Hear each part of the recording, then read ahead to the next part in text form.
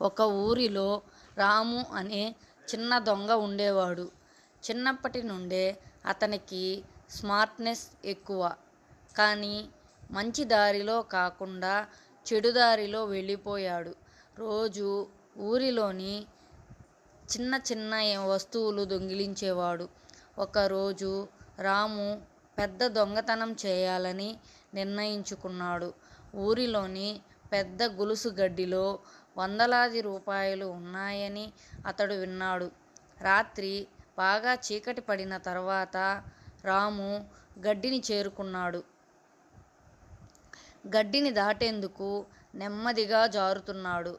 అయితే గడ్డిని కాపాడుతున్న పెద్ద కుక్క అతడిని గమనించింది.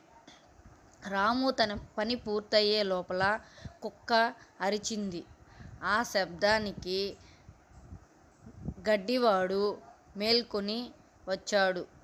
రాము పట్టిపడిపోతాననే భయంతో అక్కడి నుంచి పరుగు పెట్టాడు. ఆ గడ్డి యజమాని రాముని తరుముకుంటూ పరుగు పెట్టాడు. ఆ రోజు నుంచి రాము గొప్ప గుణపాఠం నేర్చుకున్నాడు. దొంగతనం చేసి నిగ్రహంగా జీవించలేరు. అప్పటి నుంచి అతడు తన మార్గం మార్చుకుని నిజాయితీగా జీవించాలనుకున్నాడు.